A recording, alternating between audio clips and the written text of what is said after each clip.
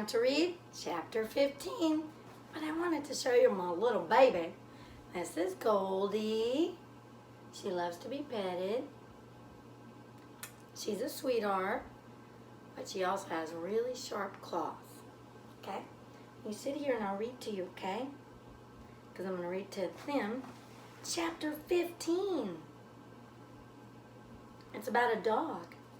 Yeah, it's how to steal a dog. You might want to steal a dog. Maybe.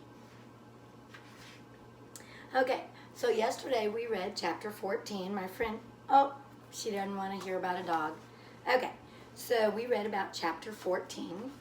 All right, and in chapter 14, there's some things that go on, and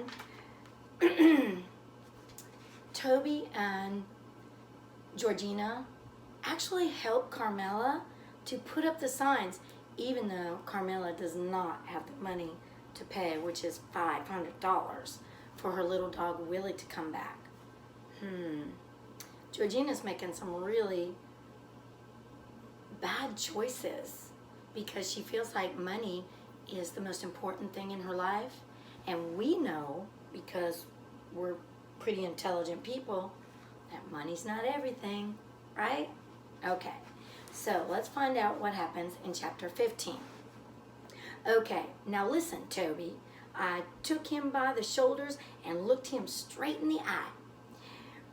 Then I gave him a little shake just to make sure I had his attention. There might be a man back there with Willie. I jerked my head in the direction of the old house. Toby's eyes got wide. "Who?" he said. "A man named Mookie." "A man named Mookie?" I nodded. "But it's okay," I said. "He's nice, and he gave Willie some sardines." "What's he doing back there?" I shrugged. "Just like kinda living there, I guess." Toby glanced nervously at the house. "How'd he get in?" "Oh, not inside," I said. "He's living outside." "Out in the back where Willie is." "You mean like a bum?" I kept my hands on Toby's shoulders and made him face me so he'd pay attention. "Look, Toby," I said, "he's liable to be gone. But just in case he's there, don't be scared, okay?" "Okay." I dropped my hands from Toby's shoulders and started towards the house. "Hey, wait a minute," Toby said, grabbing the back of my t-shirt. "How do you know that man's named Toby?" He stamped his foot on the gravel road. "You came here without me." "I had to," I said. "When?" "Yesterday." "Yesterday?" I put my arm around him and gave him a little jiggle. "Look, Toby, I just did it without thinking 'cause I needed to see Willie. I'm sorry, okay?" Toby looked down at his feet. I jiggled him again. "Okay," I said. Finally, in a little tiny voice, he said, "Okay. I won't do it ever again." "Pinky promise?" he said. I crooked my pinky at him. "Pinky promise." We linked pinkies, then headed towards the house. I sure hoped Mookie was gone. We hadn't even got to the corner of the house before Willie started barking. "It's me," I called out. "Georgina." "And Toby," Toby called out from behind me. When I rounded the corner, the first thing I saw was the blue tarp. Underneath it, Mookie was stretched out on the top of his sleeping bag, his hands folded on his stomach, and his hat was over his face. From over on the back steps, Willie wiggled his whole body and let out a bark like he was saying hello. Mookie didn't move. "Mookie," I said, kind of soft-like so I wouldn't scare him. Nothing. "Mookie," I said a little bit louder. Still nothing. "Is he dead?" Toby whispered. Suddenly, Mookie let out a snort and jumped, sending his hat flying and making me and Toby grab each other. Mookie slapped a hand over his heart and flopped back down on his sleeping bag. "You like to scare the Bessie bug out of me," he said. "I brought Willie some stuff to eat," I said, wagging my paper bag in the air. Mookie sat up and put his hat on. "Me and him's been having liver pudding." I wrinkled my nose. "What's that?"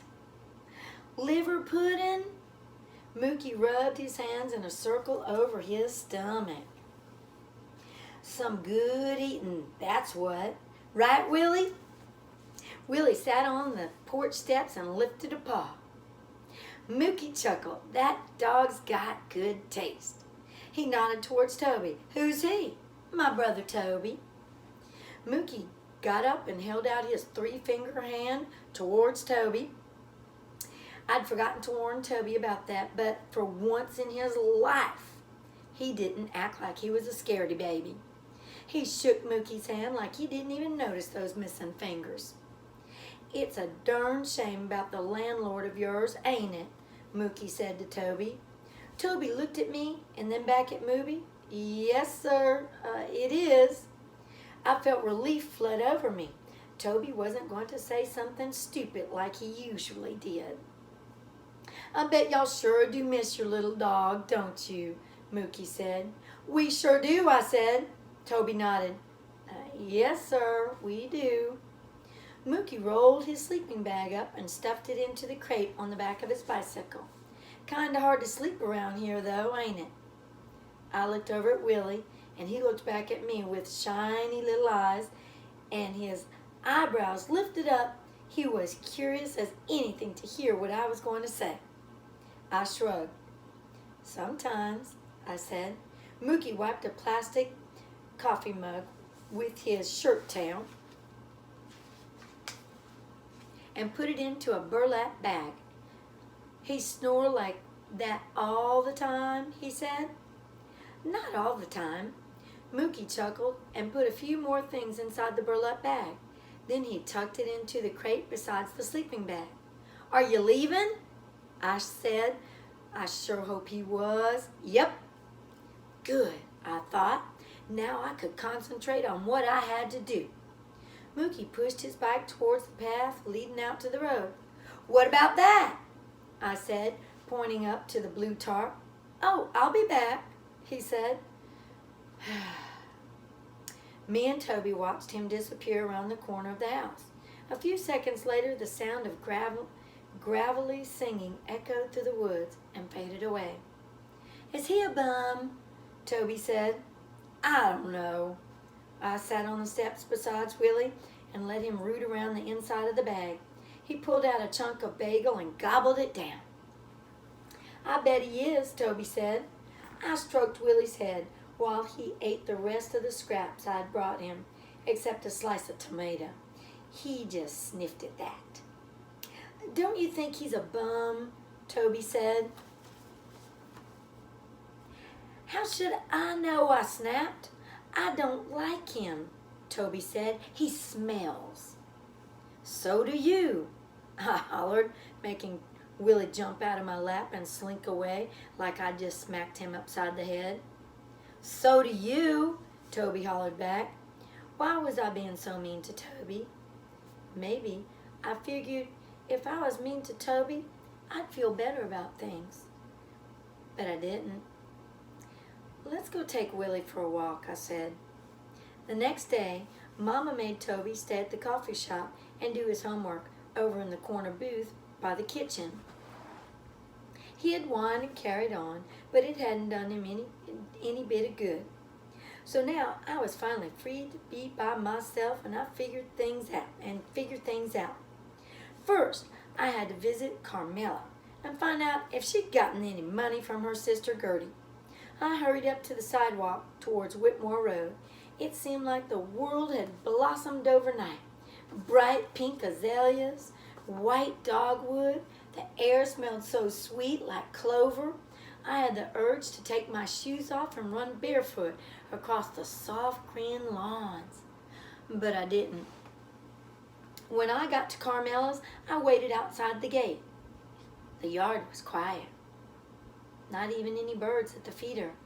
For a minute, I wished I could step back in time. Back to the day when Willie had come running around the side of the house, chasing that squirrel. Before I had done what I'd done. But I couldn't. So I made my feet go up to the porch and my hand knock on the screen door. "Who is it?" Carmela called from inside. "It's me, Georgina." I heard her wheezing, breathing as she came to unlatch the screen. "Hey," I said. "Hey." I looked down at the floor and said, "Did anybody find Willie?" Carmela shook her head and sank back in her ratty old chair. The TV was on with no sound. One of those shopping shows where some lady tries to get you to buy a great big ring that's not even a real diamond. The lady wiggled her fingers around, making the fake diamond sparkle for the camera. "What about Gertie?" I asked. Carmela shook her head. "What am I going to do?" she said, this in a flat kind of voice that made me feel sort of scared. I sat on the ottoman across from her. "What did Gertie say?" "She says she hasn't got that kind of money, but I know good and well she does." Carmela wiped her nose with her hand and stared at the TV. "She says I'm pathetic for getting all worked up about that dog." "So what are you going to do?" "I'm thinking I'm just going to go ahead and offer what I can." "How much is that?" Carmela sighed. "Oh, I don't know. $50 maybe." My stomach went thunk. "But you put $500 on the signs," I said. "I know," Carmela blew her nose. "Maybe whoever finds Willie won't care about the money." She stuffed the tissue in her pocket. "I sure wouldn't," she said. "Would you?" I shrugged. Well, sort of. I mean, not really, but..." With every word that came out of my mouth, I felt like I was digging myself into a hole. And if I didn't stop, I was going to be so far in, I wouldn't ever be able to climb out. Me and Carmela stared at the TV in silence.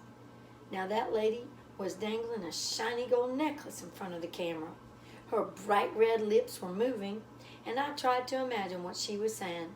But my mind was such a mixed up mess that instead of imagining her saying how wonderful the necklace was, I heard her saying, "Georgina Hayes, what in the world are you doing? Have you lost your mind? You bring that little dog back here this instant." I looked at Carmela and I felt a stab. What in the world was I doing? Then suddenly Carmela leaned forward and said, "Will you do me a favor?" "Sure." "Will you and Toby go and check those woods over there across the highway?" "What woods?" "Over yonder." She waved her arm towards the main highway, towards the gravel road, towards the old house. "You probably think I'm plumb crazy," she said, "but sometimes I think I hear Willie barking from over there." Thunk.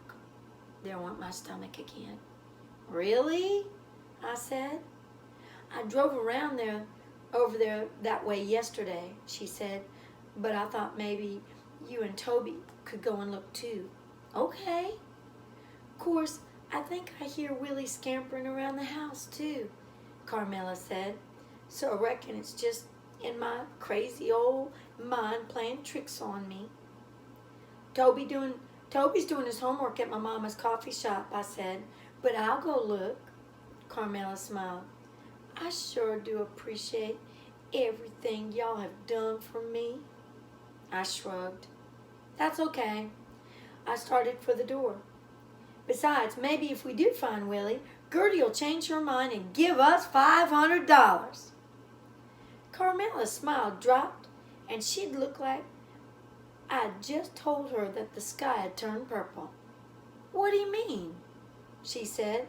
"Well, I mean, the reward and all. Oh, Carmela looked down at her hands and twisted a button on her shirt. I guess I thought you and Toby were helping me because you wanted to. We are, I said. I mean, we do want to. I just thought. But I will certainly do my best to make sure you get paid for your kindness. Carmela's chin was puckering up, and she wouldn't look at me.